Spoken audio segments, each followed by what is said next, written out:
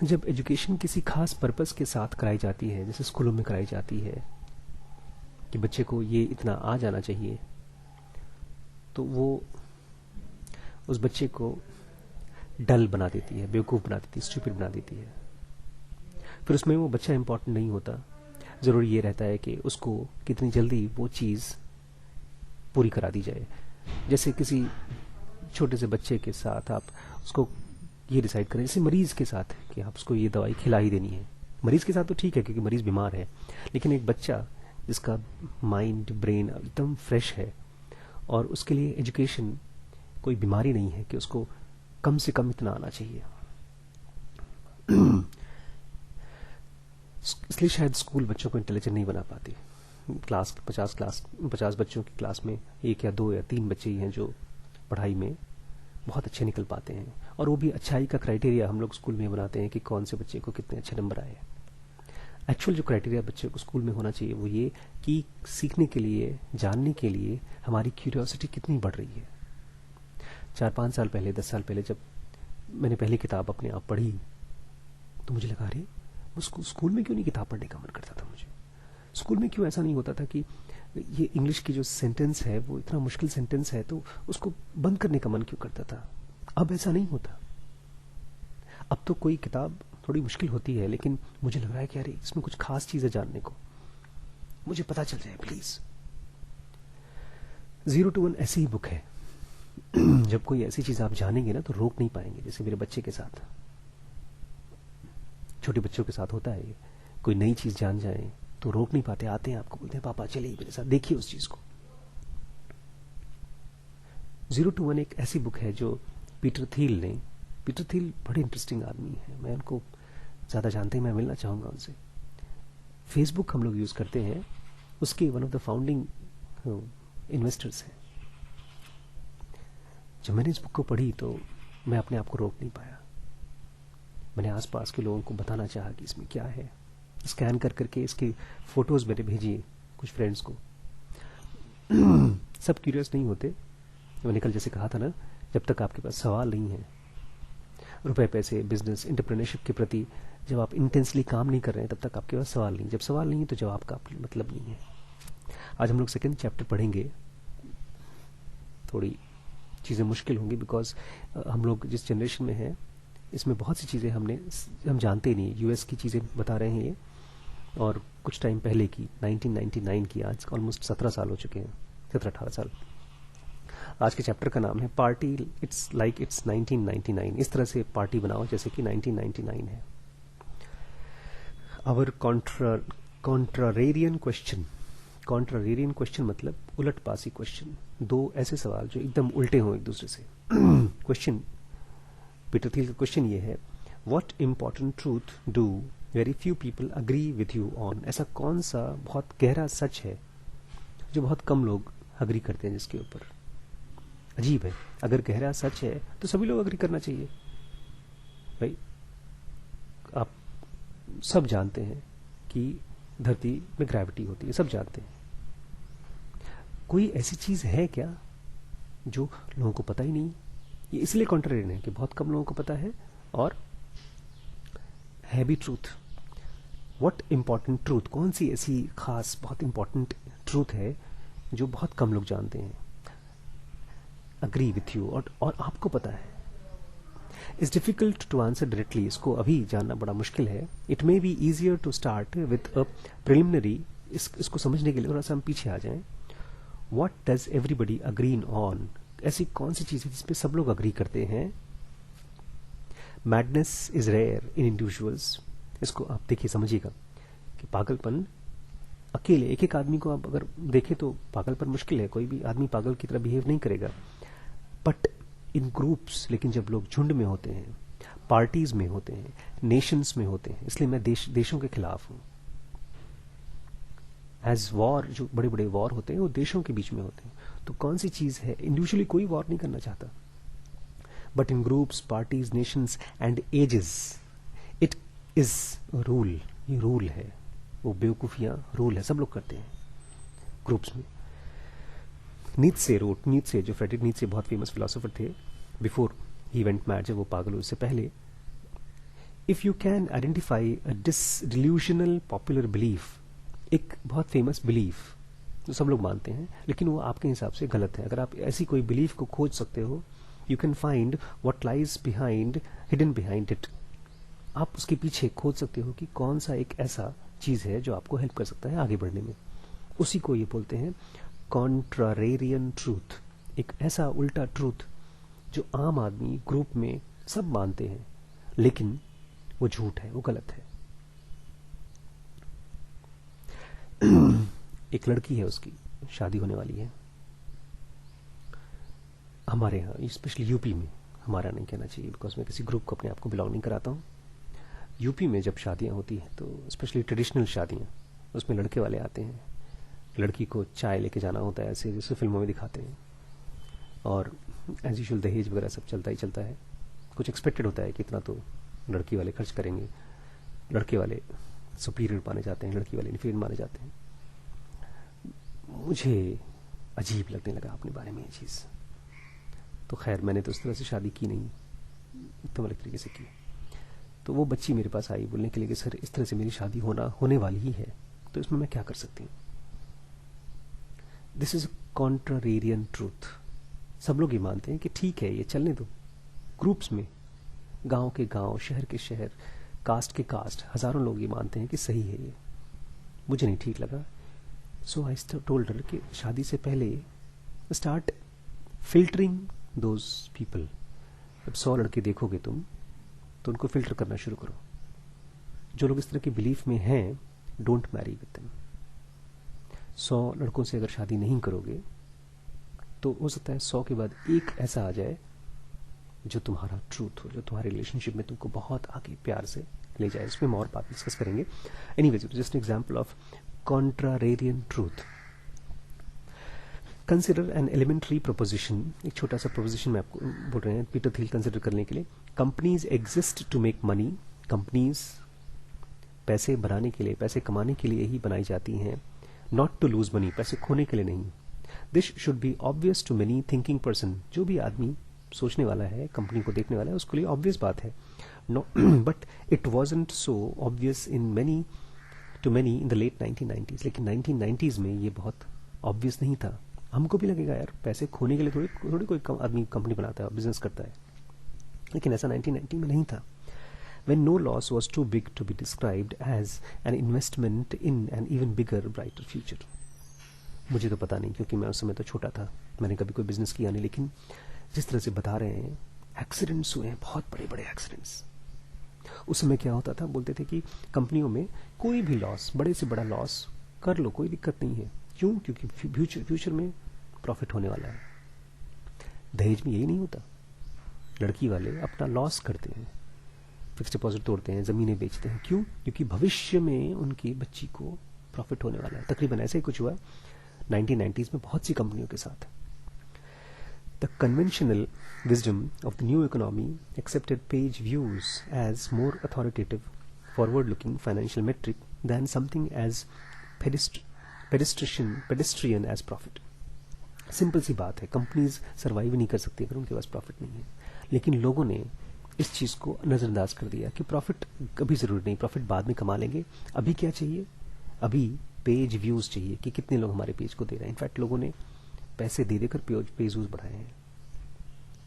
कुछ साल पहले मेरे साथ भी ऐसे ही हुआ। एक मैंने पेज बनाया था फेसबुक पे, किसी ने मुझसे कहा कि सर आपके 2000 रुपये खर्च करिए, हम आपको 10,000 व्यूज लाइक्स व्यूज दिलवा देंगे आपके पेज को। और मैं बेवकूफ, मैंने इन्वेस्ट कर दिया पैसे 2000 रुपये, 10,000 के 10,000।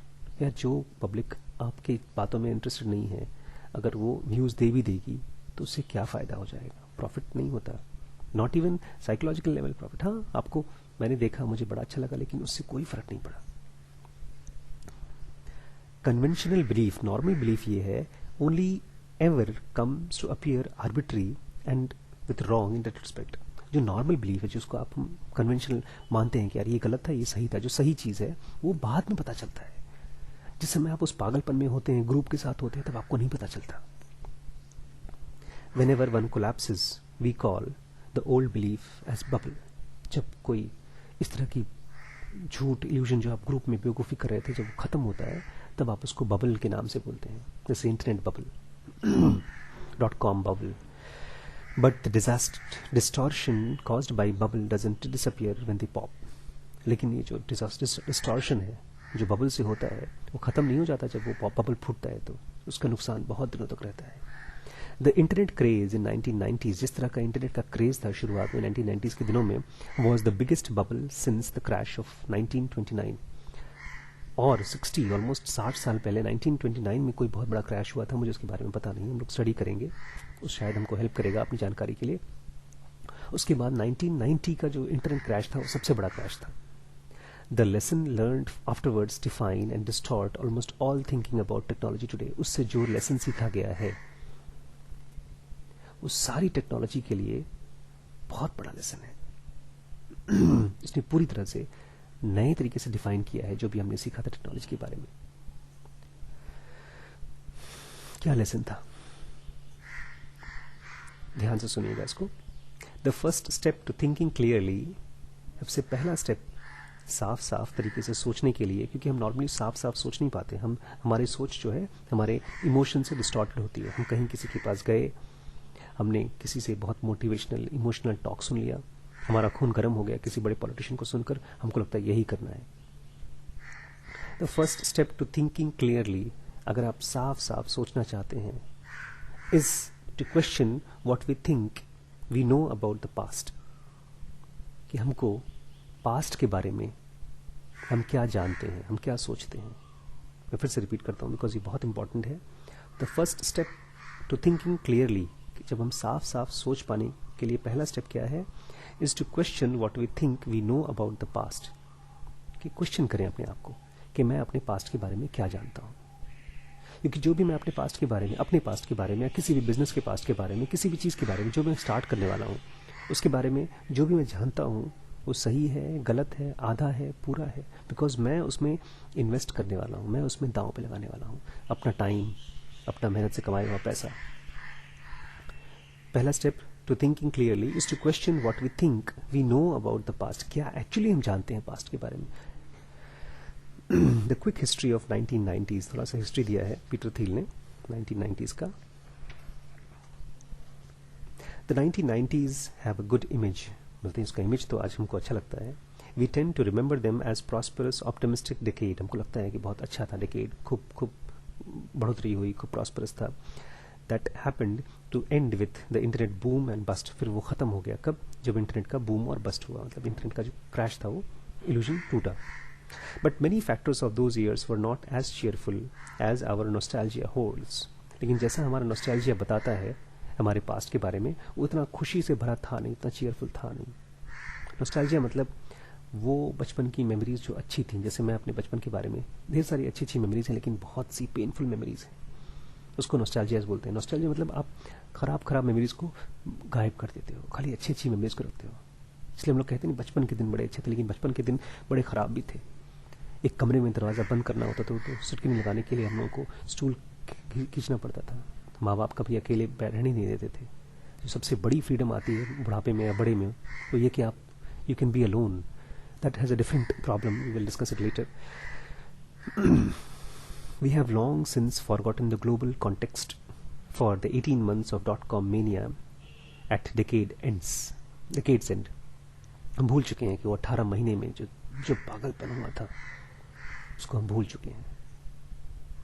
The 90s started with burst of euphoria when the Berlin Wall came down in 1989. जब 1989 में बर्लिन वॉल नीचे गिरा, उस समय खूब यूफोरिया था, खूब खुशी, बड़ी एक तरह का खुशी से पागलपन, एक्साइटमेंट एंड हैप्पीनेस बहुत कम था. It was short lived. और बाई 1990s, एक आध साल के अंदर, the United states was in recession. उसके बाद यूनाइटेड स्टेट्स रिसेशन में चला गया. देखिए मैं पीटर थिल की बातों को भरोसा करता हूँ, बिकॉज इस बंदे ने जो भी किया है वो एक्सपीरियंस के बाद किया है. ये उस समय थे. Technically the down turn ended in 1991, मार्च 91. जो रिसेशन था उसका जो नीचे की तरफ गिरना था वो 91 में कहते हैं खत्म हो गया था, रुक गया था. बट रिकवरी वॉज, लेकिन रिकवरी जो धीमे धीमे ऊपर उठना था, it was very slow and unemployment continued till the rise of 92। और अनएम्प्लॉयमेंट चलता, वो बढ़ता ही रहा, खत्म नहीं हुआ। डाउन टर्न तो खत्म हो गया, क्रैश खत्म हो गया, बट उसके बाद भी अनएम्प्लॉयमेंट रहता ही रहा।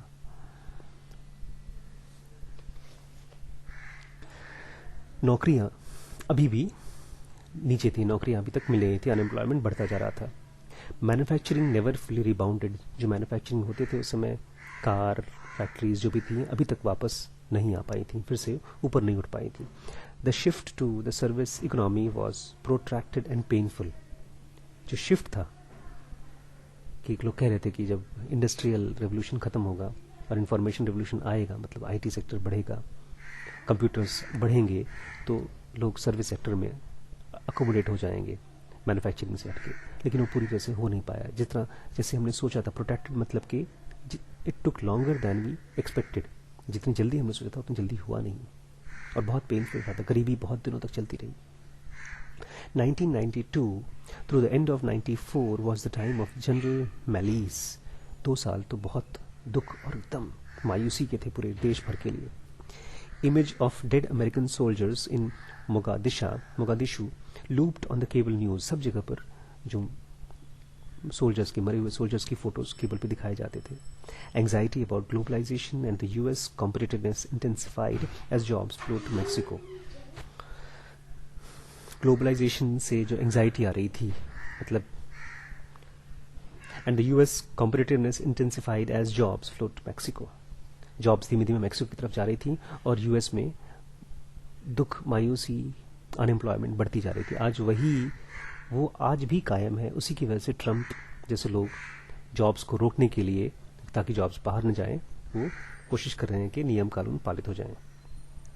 This pessimistic undercurrent drove them President Bush 41 out of office and won Ross Perot nearly 20% of the popular vote in 92। इसी की वजह से, ये सब मायूसी की वजह से लोगों ने वहाँ के उस समय के प्रेसिडेंट बुश को हटा दिया और रॉस पेरेट को ले आए। The best showing off third party candidate sings Theodore Roosevelt in 1912। Third party जिसको कोई लोग सोच नहीं सकते थे, ये ऐसा आदमी आ गया, अब फिर से वैसे ही हुआ है। And whatever the cultural fascination with Nirvana, grunge and heroin reflected wasn't hope और कॉन्फिडेंस, लेकिन जो भी स्पिरिचुअलिज्म से, क्योंकि आज उस टाइम पर काफ़ी ज़्यादा लोग स्पिरिचुअलिज्म की तरफ भाग रहे थे, गुरुज की तरफ भाग रहे थे, उससे कुछ खास कॉन्फिडेंस और होप नहीं मिला लोगों को। फिर silicon valley felt sluggish. Silicon valley जहाँ पर आईटी सेक्टर का ब्रूम हुआ, वो बहुत धीमे धीमे चल रहा था। Japan seemed to be winning the semiconductor war. Television, VCR, washing machine, इस तरह की जो मशीनें बनती थी उस समय सबसे ज़्यादा जापान में बन रही थी। वो ऐसा लगा था कि सेमीकंडक्टर का वॉर जीत जाएंगे। The internet had yet to take off. Internet अभी तक पूरी तरह से बढ़ा नहीं था, उड़ा नहीं था, चालू नहीं हुआ था बहुत तेज से। Partly because its commercial use was restricted till late 1992, क्योंकि अभी तक पब्लिक उसको यूज़ नहीं करती थी। 1992 तक पब्लिक उसको बहुत ओपनली यूज़ नहीं करती थी। मुझे भी याद है जो मैंने पहला अपना जीमेल आईडी बनाया था, इट वाज इन 1994 और 95, and partly due to the lack of user friendly web browsers. और क्योंकि उस समय जिस तरह से आज हमारे पास गूगल क्रोम है, मोजिला फायरफॉक्स है, उस तरह का यूजर फ्रेंडली जिसमें आप आराम से कोई भी अनपढ़ आदमी भी अपना अकाउंट बना के एक्सेस कर ले, ऐसा था नहीं। यूजर फ्रेंडली वेब ब्राउजर्स नहीं थे।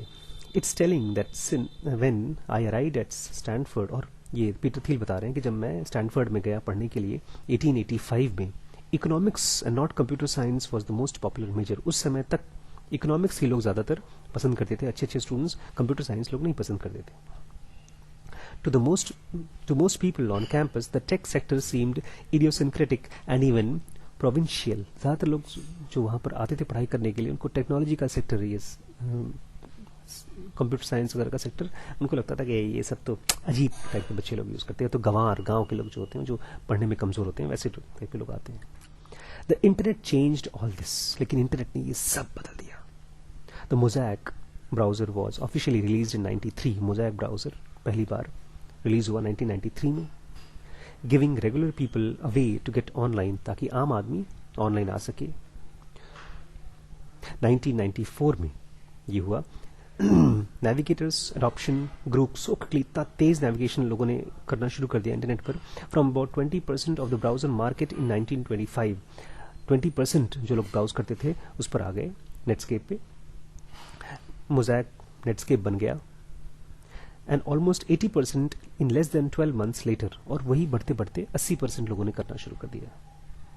That Netscape was able to IPO in 1995, अगस्त 95, और केवल 2 साल के अंदर नेटस्केप का IPO आ गया. IPO मतलब उसके शेयर बिकना शुरू हो गए और कंपनी बहुत कमाना शुरू कर दी. Netscape stock had shot up from $28 to $174 पर शेयर. It's huge. पता है कितना बड़ा प्रॉफिट हुआ होगा उसको. Other tech companies were booming too, और भी टेक कंपनीज आ गई. Yahoo went public in April 1996. एक साल बाद याहू भी पब्लिक हो गई, वही उसका भी IPO आ गया विथ एन $848 मिलियन वैल्यूएशन. उस कंपनी की कीमत कितनी हो गई थी? $848 मिलियन. उस जमाने में, आज से करीब 20 साल पहले, रुपीज में इट इज ऑलमोस्ट 6,000 करोड़.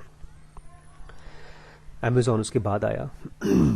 आज मैं आपको बता दूं, अमेजॉन अभी भी है और Yahoo is struggling like anything. शायद मार्केट में कुछ ही दिनों में खत्म भी हो जाए. अमेजॉन फॉलोड द सूट, उसके पीछे पीछे आया. मई 97 में अमेजॉन की वैल्यूएशन हो गई थी $438 million. That is almost 3,000 crore. By spring of 98, जब तक 98 हुआ, each company's stock had more than quadrupled. ज्यादातर कंपनीज जो ये थी उनकी 4 गुना तक उनका डॉलर का कीमत बढ़ गई थी. Skeptics questioned earning and revenue multiples higher than those of any non internet companies.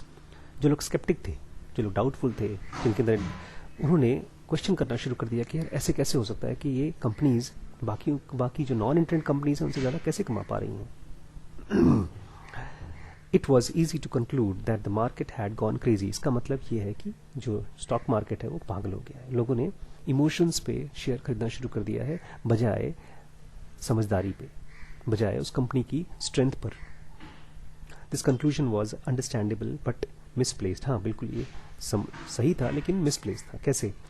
इन दिसंबर 96, उसके एक साल बाद, more than 3 years before the bubble actually burst, Fed chairman Alan Greenspan warned that irrational exuberance might have unduly escalated asset values. Federation government के mister Alan Greenspan ने सबको warning दी कि ये अजीब चीज हो रही है.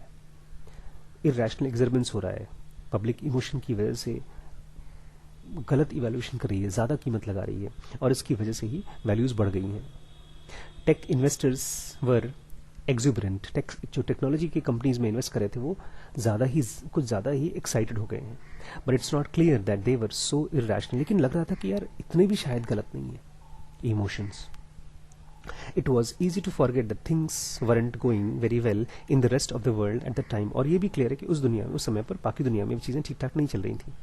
जैसे the east Asian financial crisis hit in 19, ये थोड़ा बोरिंग लगेगा लेकिन फिर भी हिस्ट्री की negative news are always positive for the present moment. And कोई भी पॉजिटिव न्यूज से बचें, because positive news creates lots of excitement, lots of positive emotions which are usually dangerous for success. Crony capitalism and massive foreign debt brought the Thai, the Indonesian and South Korean economies to their knees. खूब ढेर सारा डेप्ट इन company, इन देशों ने ले लिया था, Indonesia ने और साउथ कोरिया ने. The ruble crisis followed in 1998 when Russia, hamstrung by chronic fiscal deficit, devalued its currency and defaulted in its debt. Russia ने ढेर सारा अपनी उधारी ले रखी थी और उसकी वजह से उन्होंने जो उधारी भी ले ली थी उससे डिफॉल्ट कर दिया, उन्होंने देने से मना कर दिया, उनके पास पैसे थे नहीं. अमेरिकन इन्वेस्टर्स ग्रू नर्वस, और जो अमेरिकन इन्वेस्टर्स थे, पूंजीपति थे, वो डर गए. क्यों? अबाउट अ नेशन, रशिया के लिए, जिसके पास 10,000 से भी ज्यादा न्यूक्लियर बॉम्ब्स हैं और पैसा नहीं है अपने पैसे वापस करने के लिए. भाई वो क्या करेगा? गुस्से में बोल देगा ठीक है पर बस पैसे नहीं तुम्हें चाहिए तो हम वॉर करने को तैयार हैं. The Dow Jones Industrial Average plunged more than 10% in a matter of days. ये सब जानने की क्यों जरूरत है? बिकॉज कोई भी आदमी अगर सक्सेसफुल होना चाहता है, बहुत लंबी पारी खेलना चाहता है, तो he has to think about such big companies, such big changes. People were right to worry. लोग सही थे, चिंता करना जरूर सही था. The ruble crisis set off a chain reaction that brought down long-term capital management. A highly leveraged US hedge fund. इस rouble crisis की वजह से एक बहुत बड़ी company long term capital management बेचारी बहुत नीचे आ गई. LTCM managed to lose $4.6 billion in the later half of 1998. 6 महीने के अंदर में करीब $4.5 बिलियन उनके खत्म हो गए. And still had over 100 billions in liabilities. और अभी भी उनको 100 बिलियन से भी ज्यादा उनको लाइबिलिटीज थी, उनके ऊपर उधारी थी. When the Fed intervened with a massive bailout and slashed interest rate in order to prevent systemic disasters, तब जाके गवर्नमेंट को उनको बेल आउट करना पड़ा, उनको अपनी तरफ से पैसे देने पड़े उनको जान बचाने के लिए, उनकी कंपनी को सर्वाइव कराने के लिए. Europe wasn't doing that much better. Europe भी बहुत अच्छा नहीं कर रहा था. The euro launched in 1999. Euro जो करेंसी है, हम लोग कहाँ उसके बारे में ज़्यादा जानते हैं. Launched in 1999. The great scepticism and apathy. बहुत लोग एक्साइटेड नहीं हुए कि ठीक है नया करेंसी आ गई लेकिन उससे कुछ फर्क नहीं पड़ेगा. इट रोज, बढ़ गया $1.19 on its first day. पहले दिन तो थोड़ा बहुत बढ़ा of trading, but sank down to 0.83 within 2 years. लेकिन उसकी भी कीमत, लोग देखिए, जब किसी भी करेंसी की कीमत उठती है इसका मतलब इकोनॉमी बढ़ रही है, लेकिन करेंसी की कीमत अगर कम हो रही है इसका मतलब, तो इससे भी बहुत उम्मीद नहीं थी. फिर 2000, सन 2000 मतलब हार्डली 17 साल पहले, G7 सेंट्रल बैंकर्स, जो बड़े बड़े बैंकर्स थे, had to prop it up with $multi-billion intervention. जितने भी दुनिया के बड़े बड़े बैंकर्स थे, G7 बैंकर्स बोलते हैं उनको अपनी तरफ से पैसा लगा करके उसको मजबूत करना पड़ा यूरो को. So the backdrop for the short-lived dot-com mania that started in 1998 was a world in which nothing else seemed to be working. कुछ भी काम नहीं कर रहा था उस समय .com के टाइम पर. The old economy couldn't handle the challenges of globalization. जो पुरानी इकोनॉमी थी वो जो ग्लोबलाइजेशन से आने वाला चैलेंज था उसको बर्दाश्त नहीं कर पा रही थी. Something needed to work. कुछ न कुछ तो काम करना चाहिए, कुछ नहीं होगा तो फिर दुनिया नीचे गई. And work in a big way, और किसी बड़े तरीके से काम करे.